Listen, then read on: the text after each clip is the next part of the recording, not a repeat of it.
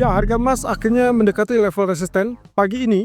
Sementara tadi malam sempat terjadi penurunan tapi juga tidak terlalu dalam, dan ini yang mungkin akan menjadi jawabannya. Data GDP nanti malam mungkin akan menjadi penentu apakah emas layak untuk naik atau tertunda kembali kenaikannya. Nah, tapi lebih dulu seperti biasa kita akan lihat perkembangan terbaru dari US dollar. Oke, di sini Anda bisa lihat US dollar ditutup dengan positif, candle hijau atau candle naik ya, yang kita lihat justru mengalami kenaikan kemarin setelah sebetulnya ada sinyal untuk terjadinya koreksi. Tapi coba lihat, areanya masih tetap sama dengan perkiraan kita sesuai dengan garis trendline yang kita bentuk dari historicalnya, termasuk juga kalau misalnya kita asumsikan bahwa itu adalah kenaikan wave 4. Nah, pagi tadi atau ya pagi ini ya, kita bicara tentang kemungkinan yang bisa terjadi lanjutan harusnya mengalami kenaikan, tapi ternyata dia sedang turun. Ini diinisiasi ataupun inisiatornya adalah kaitannya dengan meredanya efek ataupun kekhawatiran tarif karena ada pengumuman beberapa jam berikutnya terkait dengan tarif untuk otomotif bisa diberlakukan ke 3 Mei yang tadinya semula akan diberlakukan 2 April mundur ke 3 Mei. Nah, tapi apapun itu ketidakpastian masih kemungkinan akan menjadi bayang-bayang bagi para pasar, terutama untuk peminat terhadap safe haven. Oke, kita lihat di sini posisinya. Artinya kita masih untuk sementara waktu kita lihat ini adalah wave keempat ya. Jadi dorongan ini kita anggap terbatas ataupun tertahan sementara waktu. Tapi bukan mustahil nanti malam akan berbalik naik kalau misalkan data GDP-nya jauh lebih kencang, jauh lebih kuat daripada perkiraan. Kita lihat di grafik 4 posisinya seperti ini. Jadi kita juga masih mencerminkan ini kendala kenaikan yang sudah terukur atau sudah bisa dibilang sesuai dengan ekspektasi kita. Jadi saya tidak perlu khawatir di sini. Kita tinggal tunggu apakah dia akan lanjutkan kenaikan tembus resisten 2 ataupun 3 atau mungkin dia sudah waktunya dia tersungkur kembali. Sementara kalau kita lihat dari US Treasury-nya ya relatif sama ya, kenaikan. Kemudian balik lagi dengan garis trendline kita yang memang kita pagari untuk memastikan apakah dia tetap dalam penurunan atau tidak. Oke, untuk sementara waktu seperti ini saya tidak melihat ada perubahan yang signifikan. Jadi untuk sementara waktu saya anggap relatif sama. Jadi tidak perlu terlalu detail bahwa kemungkinan yang akan atau yang masih kita tetap tunggu adalah kaitannya dengan head and shoulder ini atau bahkan Elliott wave untuk wave kelima ya. Tapi dengan catatan tentunya pengingat bahwa dia tidak boleh tembus di atas trendline. Oke, berarti kalau begitu apa yang terjadi pada pasar untuk hari ini? Kita lihat terlebih dulu dari pound sterling. Dia mengalami rebound setelah dolar tadi kita lihat ternyata kembali turun, mereda dengan kekhawatiran tarifnya. Tapi Anda bisa lihat sini trendline yang saya gunakan di sini grafik 4 kecenderungannya menunjukkan bahwa harga masih tetap di bawah trendline tersebut. Jadi selama dia dalam naungan ataupun di bawah trendline, saya rasa yang memungkinkan untuk terjadi berikutnya adalah rejection dan kembali ke penurunan. Hanya saja di sini saya sedang mencari alasan ataupun mencari pondasi dasar untuk membuat kita kembali mengincar pound sterling, teman-teman. Saya rasa yang paling mutlak diperlukan adalah bukan hanya kaitannya dengan pound sterlingnya sendiri, tapi melainkan kepada US dollar. Karena kalau kita perhatikan dari data kemarin, baik itu dari data CPI Inggrisnya, kecenderungannya penurunannya hanya relatif tertahan di situ. Ya, karena ini ada ekspektasi kemudian kemungkinannya potensi tidak ada penurunan suku bunga lanjutan atau bahkan terhadap US dollarnya. Nah, kalau kita lihat dari tekanan yang terjadi, sebetulnya ini lebih diakibatkan pelemahan atau penguatan dari US dollar. Nah, sementara yang di bagian ini justru yang terjadi adalah gara-gara dolar kembali melemah. Kita belum tahu nanti malam apakah yang terjadi akan seperti ini atau justru akan terjadi penguatan kembali pada US dollar kaitannya dengan data GDP. Oke, untuk sementara waktu saya incar sell ya, masih tetap zona sell dengan asumsi bahwa selama dia tidak tembus di atas trendline ataupun bahkan zona resisten 1.300, saya rasa masih tetap layak untuk tetap sell. Dan catatan tambahan, kalau dia sudah turun sampai ke low kemarin minimal atau mungkin maksimum 1.2840, Anda wajib untuk exit karena kita tidak tahu nanti malam akan terjadi pembalikan apa tidak. Untuk sementara waktu saya perkirakan mungkin nantinya akan rebound seperti ini, teman-teman. Ya, jadi kita asumsikan bahwa dolar akan kembali melemah sampai data ekonomi nanti malam. Sementara untuk grafik crude oilnya, kalau Anda perhatikan ternyata resisten pertama kita sudah tembus ya. Walaupun kita sudah berada di zona merah ini yang merupakan resisten yang cukup tangguh, tapi coba lihat posisinya garis merah atau trendline merah ini sudah ditembus ya, 2 atau 3 candle bertahan di atas.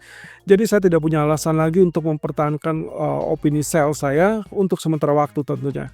Ya, kalau kita tarik dari trend channel, ya saya tarik dari titik yang ini dengan titik yang ini, lalu kemudian sejajarnya saya pindahkan di sini.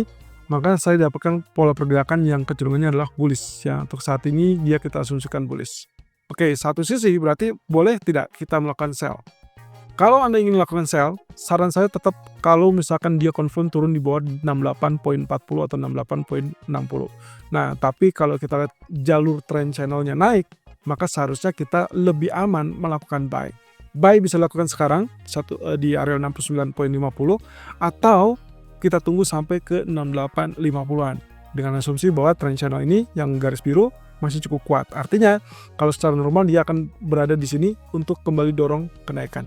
Ya, atau Anda bisa gunakan ini garis merah atau trend merah yang sudah tembus, ini cuma diuji kembali, kemudian dia dorong kembali kenaikan. So preferable manapun yang Anda pilih, yang terpenting Anda tahu bahwa konsekuensinya kemungkinan Anda harus tetap menggunakan stop loss karena sewaktu-waktu dia bisa kembali turun. Apalagi kalau misalkan dolarnya mengalami penguatan. Jadi ini bisa saja terjadi penurunan seperti demikian. Nah, kalau kita kaitkan dengan pergerakan terakhir, ya sebetulnya saya bisa bilang saja ini 1, 2, ini saya anggap 3, lalu kemudian nanti akan ada 4, dan baru nanti adalah kelima. Artinya kalau kita hitung dari secara keseluruhan, ini maka kemungkinan masih menciptakan peluang untuk terjadinya rebound terlebih dulu, dan barulah nanti kita anggap ada peluang untuk turun kalau sampai dia tidak tembus $71. Nah, jadi untuk saat ini pertahankan terlebih dulu strategi buy. Sementara untuk potensi berikutnya kita akan tentukan swing strateginya untuk menjadi sell kalau dia tembus di bawah 68.00 atau 68.40. Di grafik A1 untuk emas kita melihat areal yang sudah sedikit lebih tinggi.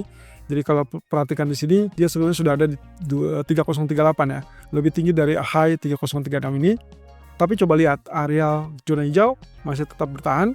So, kalau misalnya kita asumsikan ini sudah lebih tinggi, tapi kan kita butuh 2 candle minimal tetap konsisten di atas, dan itu tidak terlihat. Jadi kita asumsikan belum tembus ya teman-teman. Hati-hati, tapi kita bisa menggunakan areal ini, areal hijau, dengan asumsi bahwa dia akan tetap mengalami kenaikan. Mungkin yang paling ringan, kalaupun misalnya kita lihat ini sebagai proses dari pembentukan wave Elliott yang berikutnya, wave kelima, maka saya ingatkan kembali, peluang dari pergerakannya kurang lebih seperti ini. Garis biru ini saya gunakan sebagai big trendnya. Jadi perhatikan garis trend line ini atau garis biru ini sebagai big trend kita, ya. Sementara garis merah yang kita akan gunakan berikutnya itulah kaitannya dengan small trend atau minor trend. Jadi kita asumsikan kenaikannya akan seperti ini. Nah, satu sisi kalau kita lihat secara number, maka peluang dari pergerakan sebelumnya seperti demikian. Lalu kemudian diikuti dengan koreksi penurunan yaitu ABC, ya. Kalau kita asumsikan ABC-nya kurang lebih mungkin seperti ini. Nah, ini berarti A, kemudian ini B, dan ini C. Nah, satu sisi teman-teman, bisa saja kita menggunakan potensi yang terjadi kemarin itu adalah sampai ke zona yang ini, ya. Berarti ada double bottom yang kemarin kita curigai sebagai double bottom, atau bisa jadi ini bagian dari ABCDE, ya. Nah, kemudian yang berikutnya adalah ini sebagai kemungkinan yang kita sebut sebagai wave keempat. Ya, wave keempat saya gunakan angka biru sebagai penentu dari tren yang lebih besar atau big trendnya. Nah, kita lihat wave kelima, seharusnya wave kelima big trend itu sudah terjadi, tapi yang terjadi adalah dia sideways.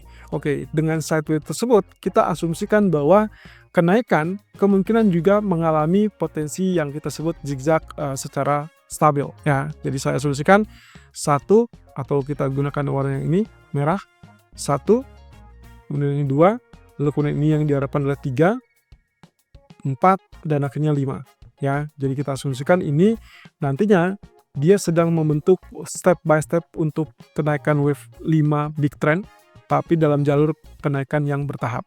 Nah, otomatis ini yang sedang kita lihat teman-teman. Asumsinya berarti seharusnya ini sudah layak untuk dilakukan buy dan tidak diharapkan untuk terjadi penurunan di bawah 3008 ataupun 30010, ya. Jadi artinya di sini harusnya kita sudah dapatkan kelayakan untuk buy ataupun kenaikan. Sampai mana? Yang terdekat mungkin kita lihat 3039 itu sudah diuji karena high sementara waktu tertahan 3038. Berarti berikutnya akan kita incar 3045 atau bahkan 3057. Nah, kalau ternyata data GDP hari ini atau malam nanti relatif lebih kecil daripada ekspektasi, mungkin kita akan dapatkan new all time high baru atau rekor tertinggi baru. Nah, yang paling mudah lagi kalau kita lihat dari grafik keempat, ingat bahwasanya di sini pun kita menggunakan strategi yang sama. Kita memandang bahwa ini adalah pola small trend yang kita asumsikan bahwa dia sedang bergerak dalam jalur wave 4 ya, lalu kemudian sedang menuju ke wave kelima. Oke, patokannya begini teman-teman. Kalau saya asumsikan dari apa yang terjadi di sini, maka saya lihat inilah sebagai bullish pennant atau bullish triangle. Nah, yang kita maksud dengan bullishnya adalah di bagian ini teman-teman. Inilah kenaikan yang mendasar, lalu kemudian inilah konsolidasinya, sampai nantinya kita dapatkan kenaikan. Dan so far dia sudah bertahan di atas ya, sudah bertahan di atas. Kita butuh satu candle lagi, kalau dia stay di atas, maka yang kita pastikan dia sudah tembus dan akhirnya melaju kenaikan. Berarti kalau saya asumsikan seperti demikian, maka saya kembali lagi ke jalur Elliott Wave, di mana inilah 1, kemudian 2, 3, lalu kemudian inilah 4, dan kita sedang melirik ke zona wave kelima. Jadi saya tetap strateginya lakukan buy, karena saat ini sudah berada di area 3029, 3030. Kalaupun mau, Anda bisa incar 3020. Berhubung tadi pagi kita sudah berada di 3017 dan sangat cepat menuju 3030. Jadi opsinya Anda bisa incar 3017 tersebut kembali atau 15, atau Anda bisa cukup mengincar zona 3022 untuk melakukan buy. Atau strategi berikutnya adalah kalau memang dia sudah resmi stabil dan dia tembus di atas 3036, Anda boleh follow buy dengan opsi target pertama adalah 3045 atau yang memungkinkan adalah 3060.